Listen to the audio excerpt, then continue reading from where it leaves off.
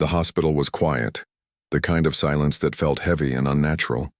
It wasn't late at night, but it might as well have been. The halls were dimly lit, and the only sounds came from the occasional beep of machines or the soft shuffle of nurses moving between rooms. Dr. Alan Brooks sat in his office, staring at a stack of files on his desk. He had been working long hours lately, and the fatigue was starting to catch up with him. But there was one patient he couldn't stop thinking about. Her name, or what they called her, was Emily Carter. She was just 17 years old, though no one really knew for sure. She had been found unconscious on the side of a rural road weeks ago, abandoned without any identification. No wallet, no phone, nothing to suggest who she was or where she came from. The local police had done their best to track down her family, but all leads ended in dead ends. She was alone, completely and utterly alone. Alan leaned back in his chair and sighed. There was something about this case that kept pulling at him. Maybe it was the mystery surrounding her, or maybe it was the strange readings he'd noticed during her initial scans. Her brain activity didn't match anything he'd seen before. It wasn't abnormal in a way that suggested illness or injury. Rather, it was different. Almost like her mind was operating on a frequency no one else could hear. He shook his head, dismissing the thought as overly dramatic. Still, he couldn't shake the feeling that there was more to this girl than met the eye. Deciding he needed some fresh air, Alan stood and headed toward room 204, where Emily lay in a coma. He told himself it was just a routine check, but deep down he hoped to see some sign of improvement. As he walked through the hallway, he passed Nurse Linda Myers, who gave him a small smile. Linda had been taking care of Emily since she arrived, and she seemed just as invested in the case as Alan was. "How's our mystery girl doing?" Linda asked softly, falling into step beside him. "No change," Alan replied. "But I figured I'd take another look." Linda nodded. "You know, sometimes I feel like she's listening, like when I talk to her, she hears me." Alan raised an eyebrow. "You think she's aware?" "I don't know," Linda admitted. "It's just a feeling. Call it wishful thinking if you want." They reached the door to room 204 and stepped inside. The room was dimly lit, with only the faint glow of monitors casting shadows on the walls. Emily lay motionless on the bed, her pale face framed by dark hair. Tubes and wires connected her to various machines, each one tracking her vital signs. For someone so young, she looked fragile, almost ghost-like. Alan approached the bed and checked the monitors. Everything appeared stable, just as it had for weeks. He turned to Linda. "Anything unusual today?" "Not really," Linda said, "though I did notice her eyelids fluttering earlier. Could have just been a reflex, though." Alan frowned. "Eyelid movement can be a sign of waking up. Let's keep an eye on her." As if on cue, Emily stirred slightly. Both Alan and Linda froze, watching intently. At first, it seemed like nothing more than a twitch, but then her fingers moved ever so slightly against the blanket. Alan grabbed his clipboard and jotted down notes while Linda adjusted the IV drip. "Emily?" Linda said gently, leaning closer. "Can you hear me?" For a moment, there was no response. Then, slowly, Emily's eyes opened. They were wide and unfocused, darting around the room as if trying to make sense of her surroundings. Alan felt his heart skip a beat. This was it, the moment they'd been waiting for. "Emily, you're safe," Linda assured her, keeping her voice calm and steady. "You're in a hospital. Do you remember what happened?"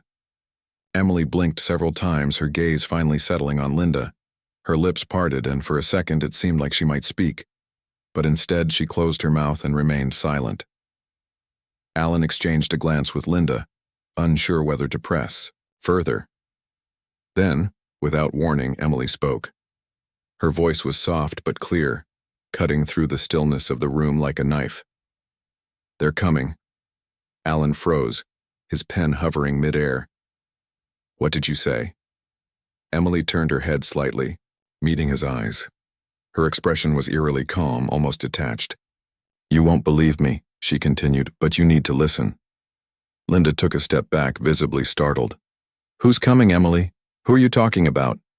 Emily didn't answer right away. Instead, she stared past them, as if seeing something they couldn't. When she finally spoke again, her tone carried a weight that sent chills down both their spines. "They'll find me soon, and when they do, everything will change." Alan swallowed hard, his mind racing. Was she delirious? Hallucinating? None of this made sense, but there was something about the way she spoke, so certain, so deliberate, that made it impossible to dismiss. "We should call someone," Linda whispered, glancing nervously at Alan. "The police, maybe?" Alan hesitated. On one hand, Emily's words sounded like the ramblings of a confused teenager waking from a coma. On the other hand, there was something undeniably unsettling about them, something that made his instincts scream danger. Before he could respond, Emily added, "Don't trust anyone, not even yourselves." That was when Alan decided enough was enough.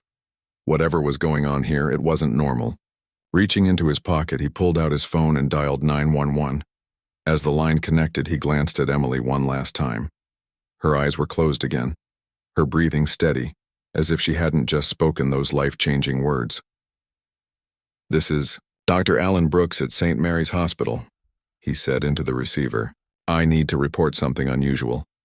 A patient has regained consciousness and made some disturbing statements." As he relayed the details, Alan couldn't help but feel like he was stepping into uncharted territory.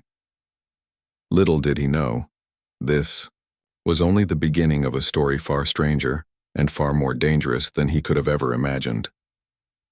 Detective Ryan Mitchell arrived at St. Mary's Hospital less than an hour after receiving the call from Dr. Alan Brooks. He wasn't sure what to expect, but the urgency in Alan's voice had been enough to grab his attention.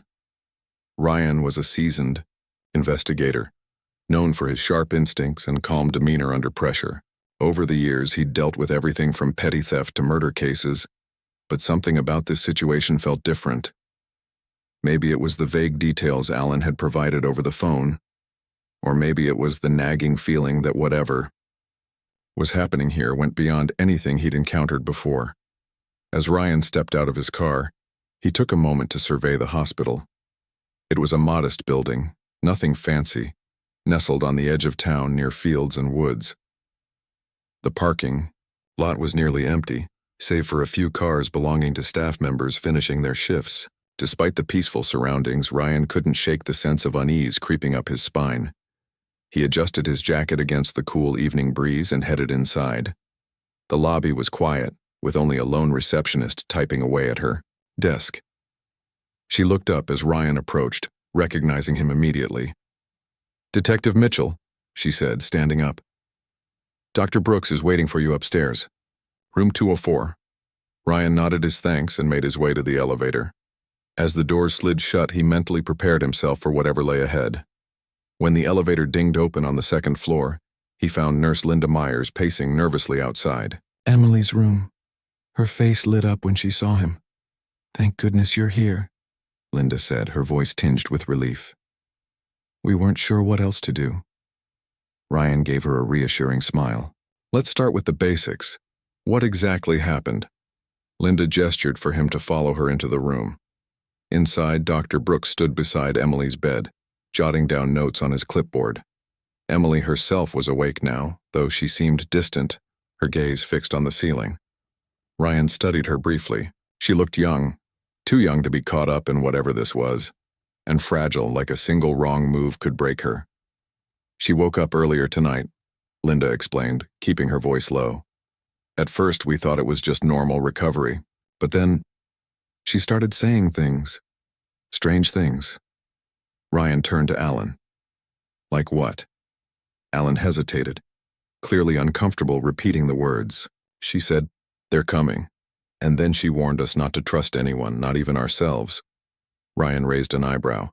"That doesn't sound like your typical coma patient waking up." "No," Alan agreed. "It doesn't." Ryan pulled out his notebook and flipped it open. "All right, let's hear it directly from her." He moved closer to the bed and crouched down so he was at eye level with Emily. "Hi, Emily. My name's Detective Ryan Mitchell.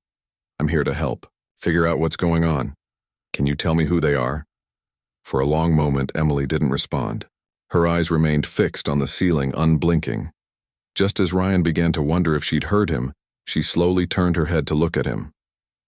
There was something unsettling about her gaze. Not fear or anger, but a kind of detached certainty, as if she knew secrets no one else did. "They call themselves the architects," Emily said finally, her voice steady despite its softness. "They're not human, not entirely." Ryan blinked, caught off guard by her answer. He glanced at Alan and Linda, who both wore expressions of equal parts shock and disbelief. Clearing his throat, Ryan leaned in slightly. "Okay, slow down. Start from the beginning. Who are these architects?" Emily closed her eyes as if gathering her thoughts. When she spoke again, her words came out in fragments, piecing together a story that sounded more like science fiction than reality.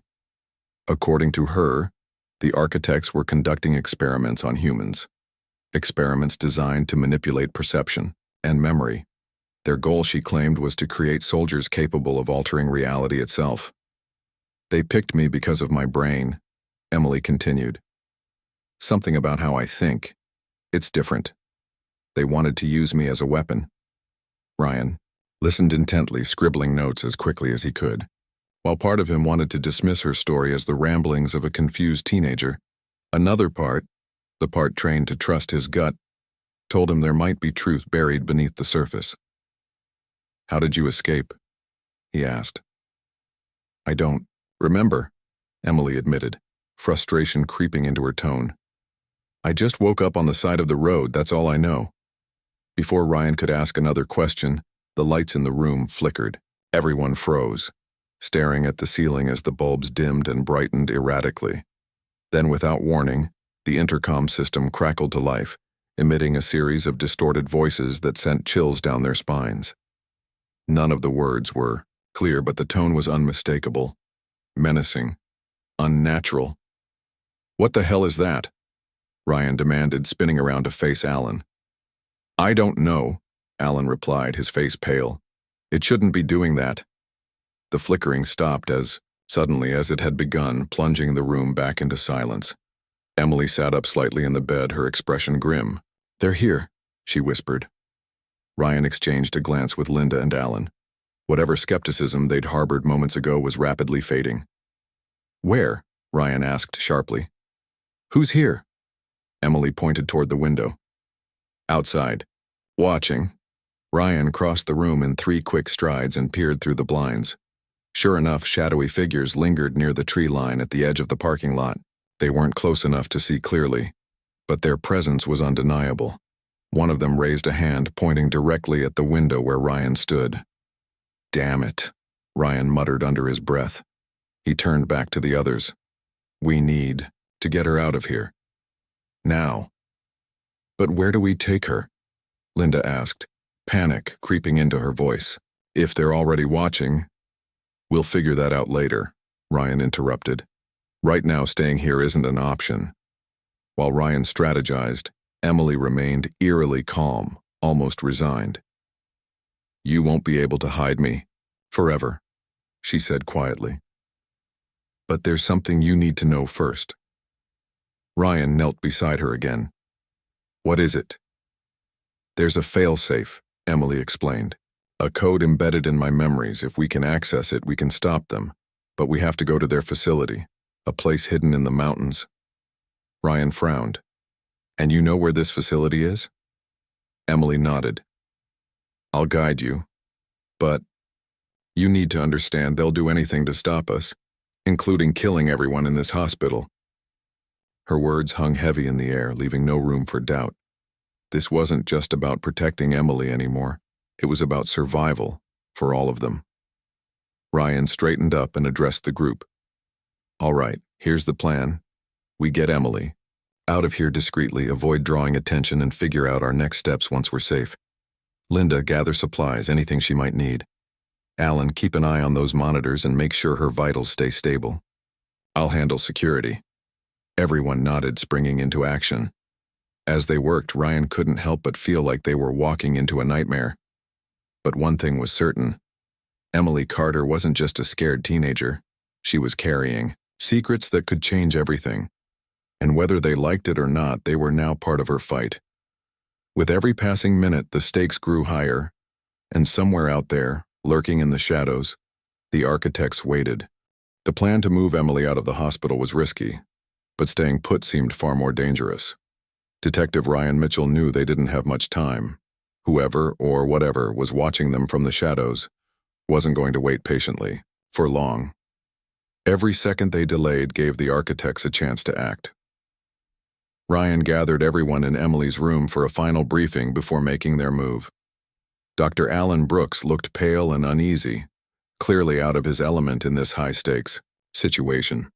Nurse Linda Myers, on the other hand, had taken charge of packing supplies into a small duffel bag: bandages, painkillers, saline bags, and anything else that might keep Emily stable during their escape. Emily herself sat quietly on the bed, her expression unreadable, as if she'd already accepted whatever fate awaited them. "All right," Ryan said, lowering his voice. "We're taking the service elevator down to the basement. From there, we'll use the maintenance tunnels to get out of the building. It's not pretty, but it'll keep us out of sight." "What about those watchers?" Linda asked nervously, glancing at the window as if expecting someone to burst through at any moment. "They're still outside," Ryan replied. "But once we start moving, they'll know something's up. We need to be quick and quiet." Alan nodded, though he still looked unsure. "And after that? Where are we going?" Ryan hesitated. He hadn't fully thought that far ahead yet. "For now, just focus on getting out of here. Once we're safe, we'll figure out the next step." Emily spoke up then, her soft voice cutting through the tension. "You don't understand. They won't stop. Even if we leave, they'll follow." Ryan turned to her, trying to mask his frustration. "I know that. But sitting here isn't helping anyone. If what you say is true, if you really have some kind of failsafe in your head, we need to get you somewhere secure so we can figure out how to use it." Emily didn't argue, but the look in her eyes said enough. She knew better than anyone what they were up against, and deep down, Ryan suspected she also knew their chances of success weren't great. With the plan set, the group prepared to move. Linda handed Ryan the duffel bag, and Alan helped Emily into a wheelchair. Despite her injuries, she insisted she could walk, but Ryan wouldn't hear of it. "No risks," he said firmly. "We're doing this my way." They left the room cautiously, sticking close to the walls as they made their way to the service elevator. The hallway was eerily quiet, the only sound the soft hum of fluorescent lights overhead. Ryan led the group, his hand resting on the grip of his holstered gun. Behind him, Linda pushed the wheelchair while Alan brought up the rear, clutching a flashlight like it might somehow protect them. When they reached the elevator, Ryan pressed the button and waited, his eyes scanning the corridor for any sign of movement. The doors opened with a soft ding, and they slipped inside. Ryan hit the button for the basement level, and the elevator began its descent. For a brief moment, the tension eased as they descended deeper into the building. But the relief was short-lived. As the elevator came to a stop and the doors slid open, they were met with an unsettling sight. Two figures standing in the dimly lit basement, dressed in dark uniforms that blended seamlessly with the shadows. Their faces were obscured by helmets, and their postures suggested they were waiting. Ryan reacted instantly, shoving Linda and Emily back into the elevator. "Stay there!" he barked, drawing his gun. Before the intruders could react, Ryan fired 2 shots, hitting one of them square in the chest. To his shock, the figure barely flinched, staggering backward but remaining upright. "What the hell?" Ryan muttered under his breath. These weren't ordinary humans. The second figure lunged forward, moving faster than should have been possible. Ryan barely managed to dodge as it swiped at him with unnaturally long arms. Thinking quickly, he grabbed a nearby fire extinguisher mounted on the wall and swung it with all his strength, striking the creature in the side of the head. This time it went down, collapsing into a heap on the floor. "Move!" Ryan shouted, gesturing for the others to follow him. They sprinted past the fallen figures and into the maze of maintenance tunnels, their footsteps echoing off the concrete walls. Behind them, faint sounds of pursuit began to grow louder. "We need to lose them," Alan panted, struggling to keep up.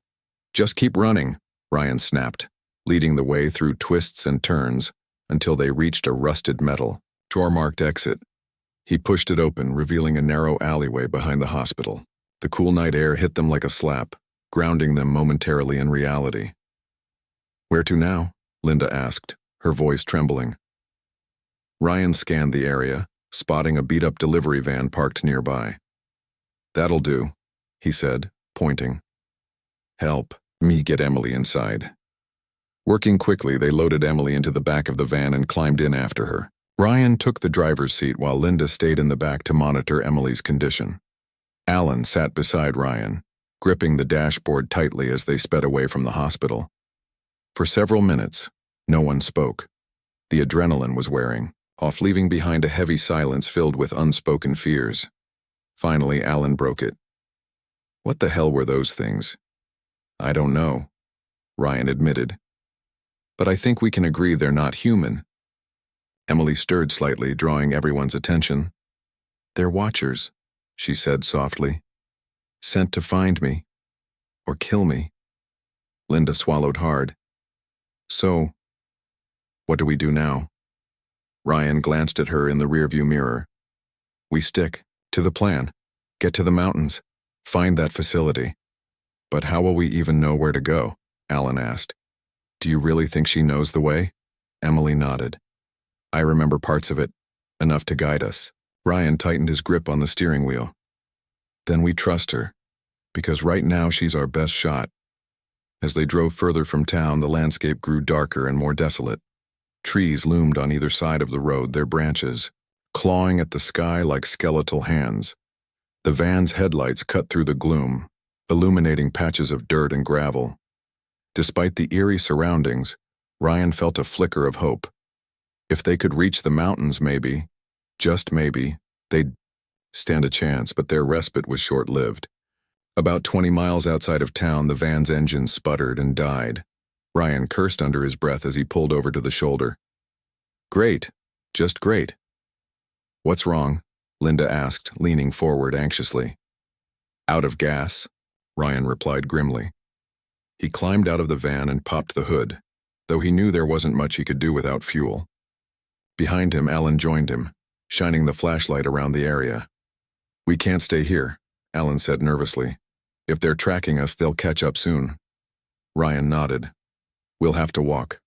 There's a gas station a few miles up the road. We'll regroup there." Helping Emily out of the van, they formed a tight group and started walking along the deserted highway. The night was cold, and the darkness pressed in on them like a living thing. Every sound, the rustle of leaves, the distant hoot of an owl, made them jump, convinced they were being followed. After what felt like hours, they finally spotted the glow of the gas station in the distance. Relief washed over them as they approached, but it was short-lived. Parked near the pumps was a black SUV, its windows tinted and its engine idling ominously. Standing beside it were 3 more figures in dark uniforms. Ryan froze, his mind racing. There was no way around them. The gas station was their only option. Turning to the group, he whispered, "Stay behind me. Don't make a move unless I tell you."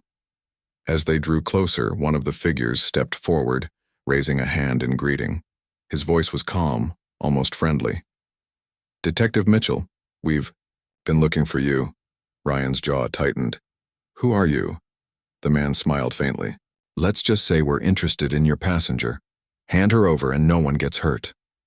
Ryan instinctively moved in front of Emily, shielding her with his body. "Not happening." The man's smile faded, replaced by a cold, calculating expression. "Very well, have it your way." Before Ryan could react, the figures surged forward, moving with unnatural speed. Ryan raised his gun, firing blindly in desperation. One of the attackers stumbled but kept coming, forcing Ryan to drop the weapon and grab a crowbar from the ground instead. In the chaos, Alan spotted an opening, a narrow path leading into the woods behind the gas station. Grabbing Linda's arm, he shouted, "This way!" Without hesitation, the group bolted into the trees, dodging low branches and uneven terrain. Behind them, the sound of pursuit grew louder, spurring them to run faster. Ryan glanced back briefly, seeing flashes of movement between the trees. They were gaining. Suddenly, Emily stopped, grabbing Ryan's sleeve. "Here," she said, pointing to a cluster of rocks partially hidden by moss. "There's a cave. We can hide there." Ryan didn't question her. Together they scrambled toward the rocks and ducked inside, pressing themselves against the damp walls as they caught their breath. Outside, the sounds of pursuit grew closer, then faded as the attackers passed by without noticing the entrance. For a moment, they allowed themselves to relax. But Emily's next words shattered the fragile sense of safety. "This isn't over," she whispered. "They'll find us again. And next time, we might not be so lucky." Ryan exchanged a glance with Linda and Alan, both of whom looked equally terrified. Whatever they were dealing with, it was bigger and more dangerous than any of them had imagined. They were running out of time and the stakes were higher than ever. The cave was cold and damp, the air thick with the smell of earth and moss. The group huddled together in silence, listening intently for any sign of their pursuers. Outside, the forest remained eerily quiet, as if holding its breath. Ryan Mitchell crouched near the entrance, peering through a narrow gap between the rocks.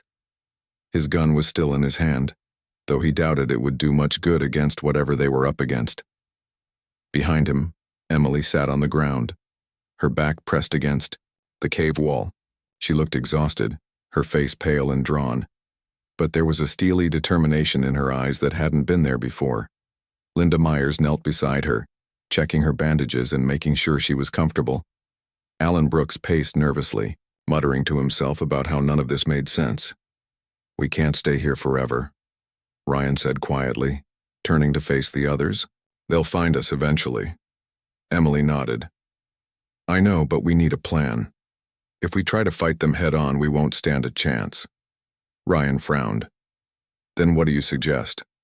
"We're running out of options." Emily hesitated, then spoke, slowly, choosing her words carefully. "There are others like me, survivors. Some of them might be willing to help." "Others?" Linda asked, her voice tinged with disbelief. "You mean more people who escaped from those architects?" "Yes," Emily replied. "Not all of us were captured or killed. Some managed to break free. They live off the grid, hiding from the architects. If we can find one of them, they might have resources or knowledge that could help us." Ryan exchanged a glance with Alan and Linda. It was a long shot, but it was the best idea they had so far. "Do you know where to find these survivors?" he asked. Emily shook her head. "Not exactly, but I remember a place, a safe house, where some of them used to meet. It's not far from here, maybe a day's walk. If anyone knows how to stop the architects, it's them." Ryan sighed, weighing the risks. On one hand, wandering deeper into the wilderness felt reckless, especially with Emily in her condition. On the other hand, staying put guaranteed disaster. "All right," he said finally. "We'll head for this safe house, but we move fast and stick together, no splitting up." Everyone nodded in agreement, though the tension in the air was palpable. They knew the journey ahead wouldn't be easy, and that every step brought them closer to danger. By dawn, the group was on the move again. The forest around them was dense and unfamiliar, the trees towering overhead like silent sentinels. Birds chirped faintly in the distance, but otherwise the world felt eerily still. Ryan led the way, using a crude map Emily had sketched in the dirt with a stick. She claimed it was based on fragmented memories, but even she admitted it wasn't perfect. As they trudged through the underbrush, Alan struggled to keep up, his shoes caked with mud. "This is insane," he muttered under his breath. "We're walking straight into God knows what because of a half-baked plan." "It's better than sitting around waiting to die," Ryan shot back, his tone sharp. He didn't have time for negativity, not when their lives depended on staying focused. Linda stayed close to Emily, offering support whenever she stumbled. Despite her injuries, Emily refused to slow them down, pushing herself harder than anyone expected. Linda couldn't help but admire her strength, even as fear gnawed at her own resolve. Around midday, they reached a clearing where the remains of an old cabin stood. Its wooden walls were charred and crumbling, evidence of a fire long past. Ryan, signaled for everyone to stop, scanning the area cautiously. "This must be it," he said, glancing at Emily for confirmation. Emily nodded, her expression grim. "If anyone's here, they'll know we've arrived by now." As if on cue, a figure emerged from the shadows of the trees. He was young, probably in his early 20s, with scruffy hair and worn clothes. His hands were raised slightly, showing he meant no harm, but there was a wariness in his eyes that suggested he'd seen too much. "You shouldn't have come here," the man said, his voice low and steady. "It's not safe." "We don't have a choice," Ryan replied, stepping forward. "My name's Ryan Mitchell. This is Emily Carter. She says you might be able to help us." The man studied Emily for a moment, recognition flickering across his face. "Emily, you're one of them." "I was," Emily admitted, "but I escaped. So did you, right?" The man hesitated, then nodded. "My name's Alex Rivera. Yeah, I got out. Barely." He glanced over his shoulder as if expecting someone or something to appear behind him. "What do you want?" "We need information," Ryan said. "About the architects, about their facility in the mountains. Anything you can give us." Alex's jaw tightened. "That's dangerous stuff. You're messing with forces you don't understand." "We don't have time for lectures," Ryan snapped. "Either you help us, or we figure it out ourselves. Either way, we're going." Alex stared at him for a long moment, then sighed. "Fine, but you're making a mistake." He motioned for them to follow him into the woods. They walked in silence for nearly an hour until they reached another, hidden location, a small encampment tucked away in a secluded valley. Tents and makeshift shelters dotted the area, surrounded by traps designed to deter intruders. A handful of people milled about, their faces hardened by years of survival.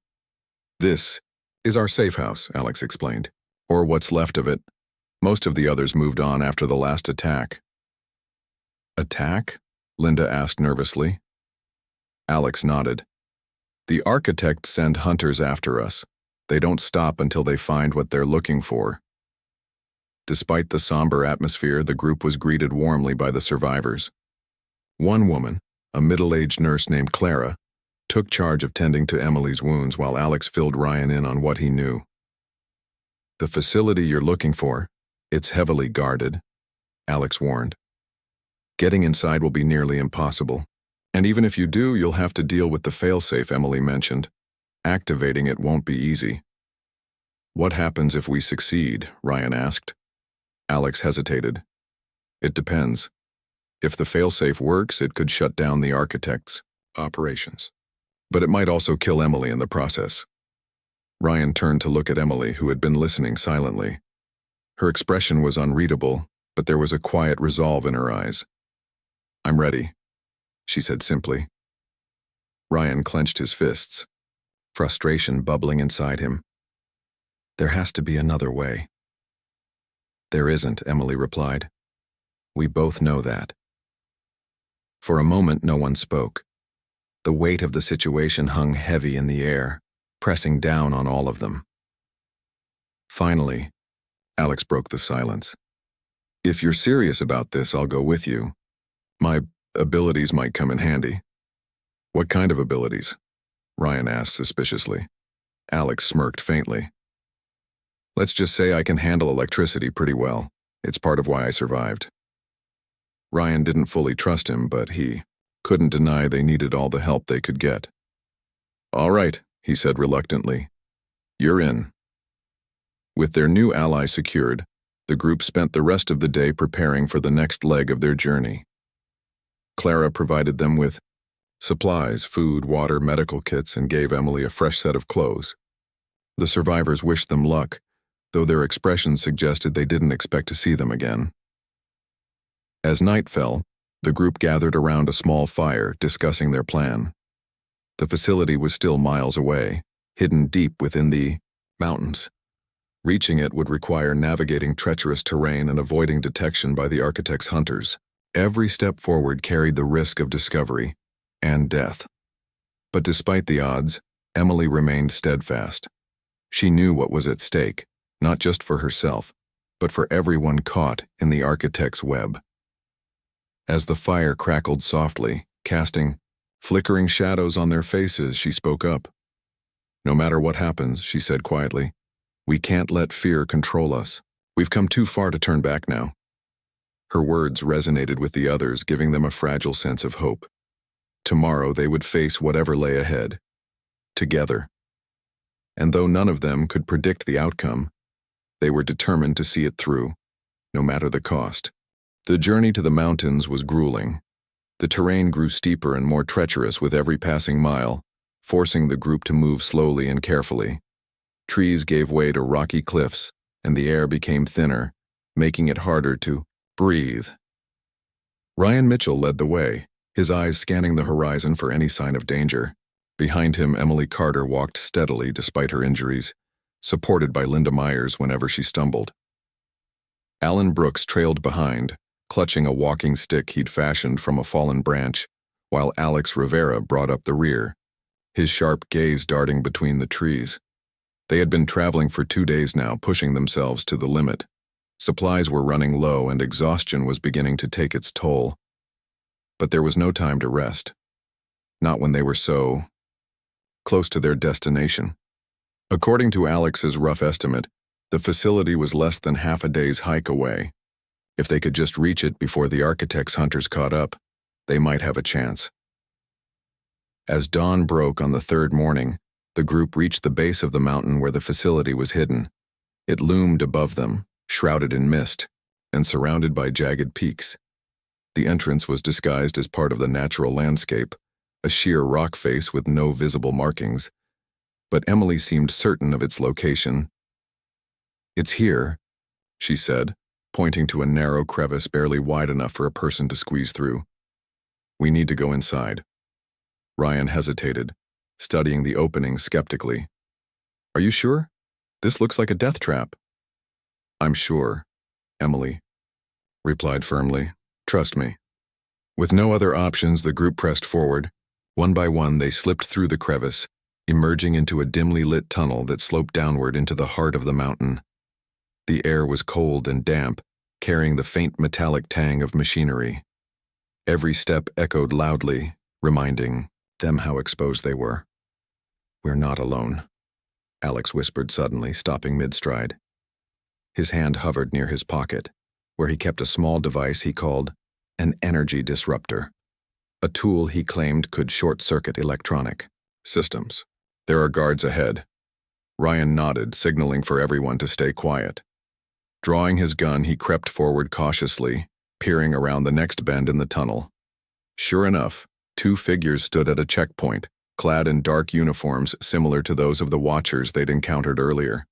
Unlike ordinary humans, these guards radiated an unnatural stillness, their movements precise and mechanical. "We can't fight them directly," Ryan murmured, retreating to the others. "Alex, do your thing." Alex stepped forward, pulling out his disruptor.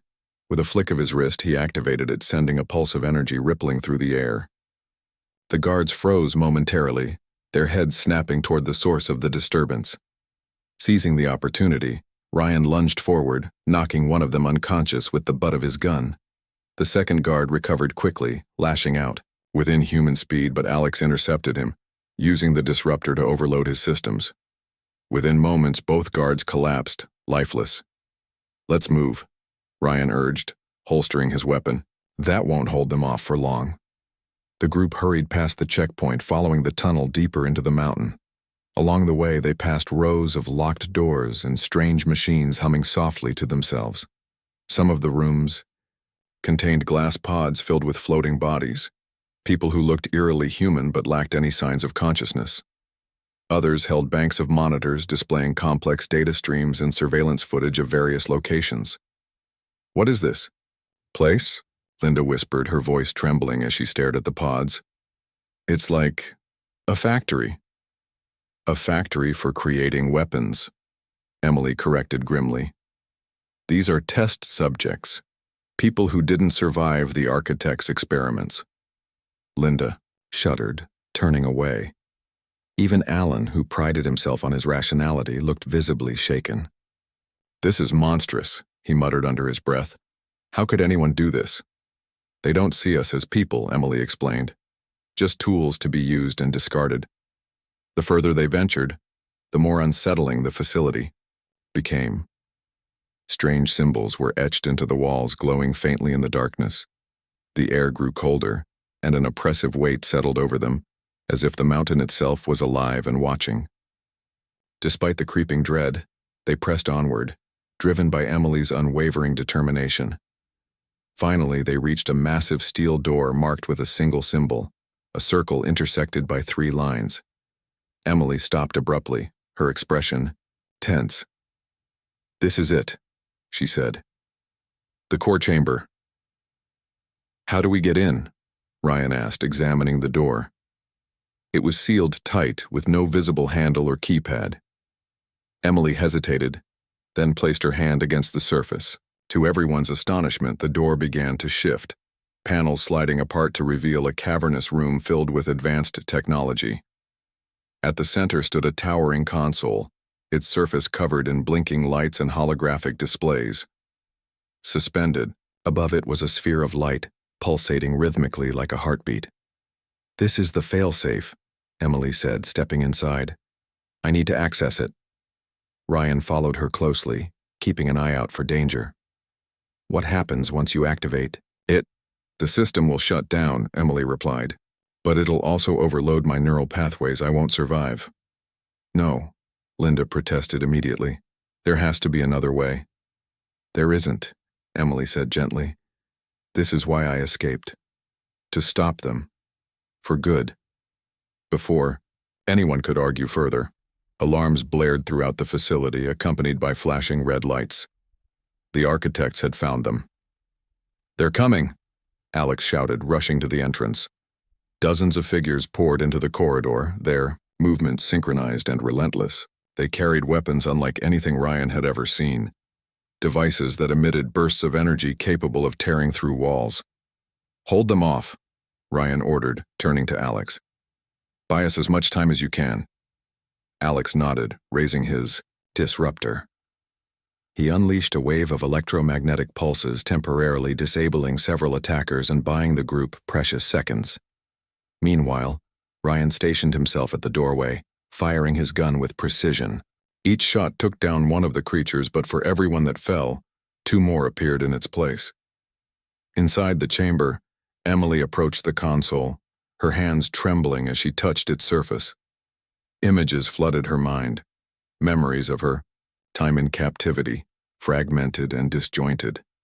She saw herself strapped to a table surrounded by faceless figures in lab coats. She heard voices discussing her potential and the code embedded in her brain. Pain surged through her body as the memories intensified, threatening to overwhelm her. "Emily!" Linda cried, gripping her shoulder. "You can do this!" Summoning every ounce of strength, Emily focused on the task at hand. Lines of code scrolled across the holographic display, each one unlocking a new layer of the system. Slowly but surely, the sphere above the console began to dim, its pulsations growing. Weaker outside, the battle raged on. Alex was tiring, his disruptor losing power with each use. Ryan's ammunition was nearly depleted, and the attacker showed no signs of relenting. Just as hope seemed lost, Emily's voice rang out from the chamber. "It's done," she shouted. "Get out of here." Ryan hesitated, torn between staying to protect her and escaping with the others. But before he could decide, the facility began to shake violently. Lights flickered and chunks of rock fell from the ceiling. The self-destruct sequence had been triggered. "Go!" Ryan yelled, grabbing Linda and Alan.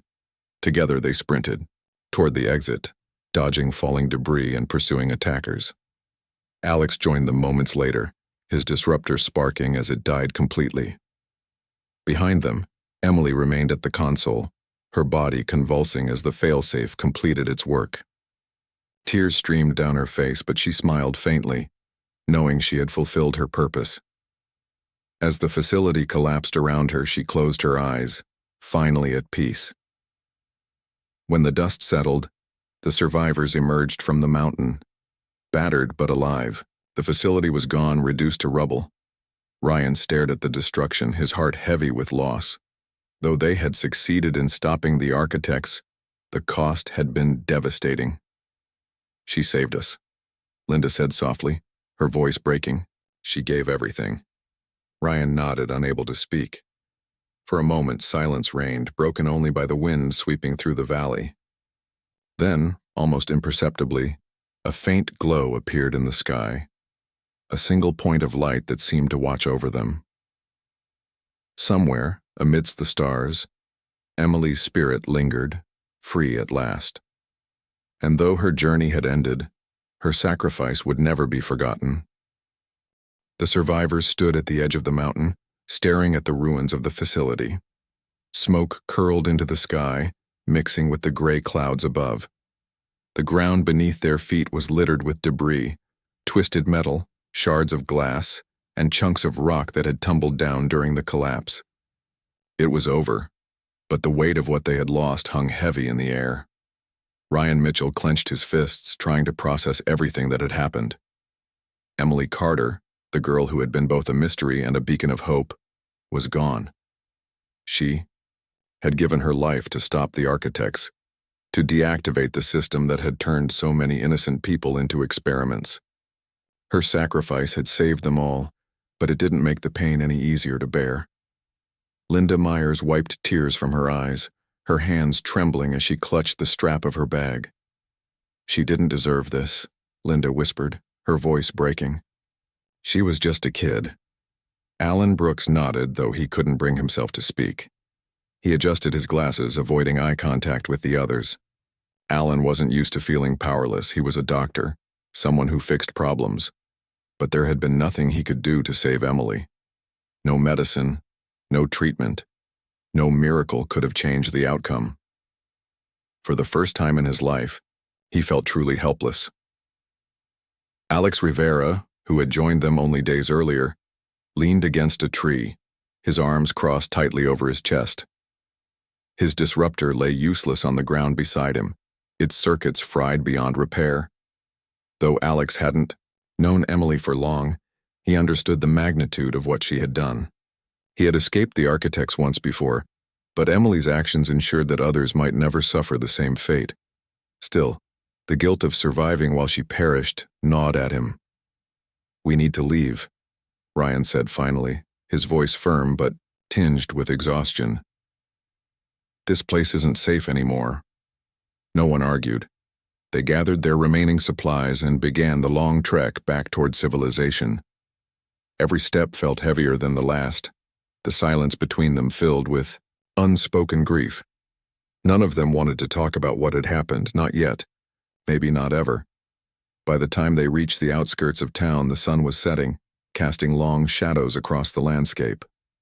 The world seemed eerily normal, untouched by the horrors they had witnessed. Cars drove past on the highway. Families sat on porches enjoying the evening breeze, and children played in the streets. To anyone else, it was just another day. But for Ryan, Linda, Alan, and Alex, nothing would ever be the same again. Ryan led the group to a small diner on the edge of town. It was quiet, with only a handful of customers scattered across the booths. They slid into a corner table, ordering coffee and sandwiches without much appetite. The waitress gave them curious looks, 4 disheveled strangers covered in dust and dirt, but said nothing as she brought their food. "What now?" Alan asked after a long pause. His voice was soft, almost hesitant, as if he wasn't sure he wanted to hear the answer. Ryan sighed, rubbing his temples. "We report what happened, expose the architects, make sure no one forgets what they did." "But how?" Linda countered. "Who's going to believe us? We don't have proof, not anymore." "She's right," Alex added.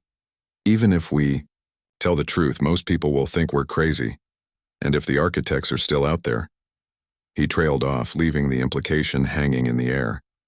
Ryan frowned, knowing they had a point. Without evidence, their story would sound like science fiction, a tale too wild to be real. But giving up wasn't an option. Emily had trusted them to carry her mission forward, and Ryan refused to let her down. "We start small," Ryan said. "Talk to people who might listen. Journalists, activists, anyone willing to dig deeper.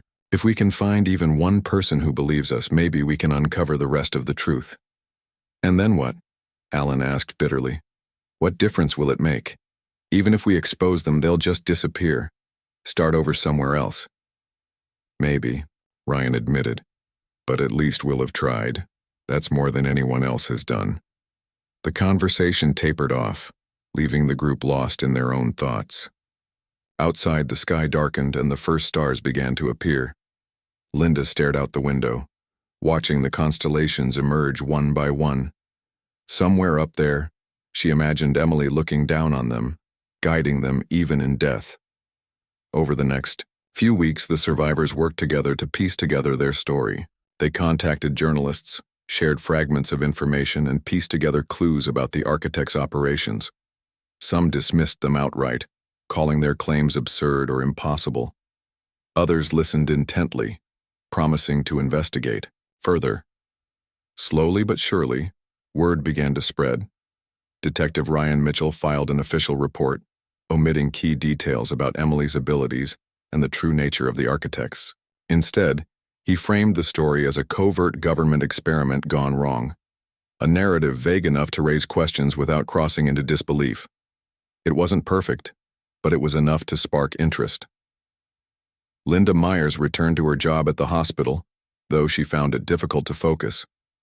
Every patient reminded her of Emily, their vulnerability, their resilience. In her spare time, she started volunteering at a shelter for runaways and abandoned teens, hoping to honor Emily's memory by helping those who had no one else. Alan Brooks threw himself into his work, determined to make sense of the anomalies he'd observed in Emily's medical records.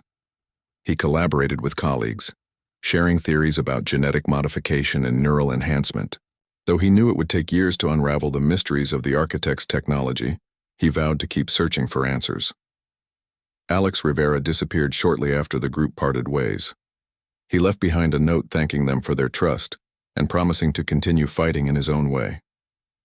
Whether he rejoined the other survivors or struck out alone remained a mystery, but Ryan suspected Alex would always be watching and waiting for signs of the architect's return. Months later, Ryan stood on a hill overlooking the town where it had all begun.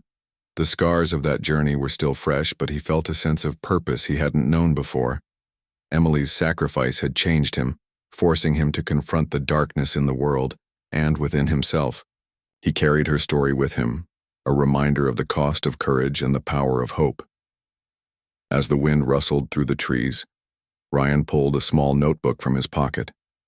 Inside were sketches of the symbols he'd seen in the facility, along with notes about the architect's methods.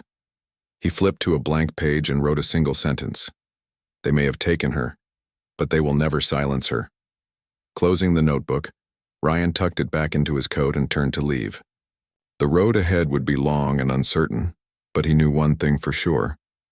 Emily Carter's legacy would live on, not just in the lives she had saved, but in the fight to ensure no one else would suffer as she had. Somewhere in the distance, a star twinkled brightly in the night sky as if winking in approval, and for the first time in months Ryan allowed himself to smile.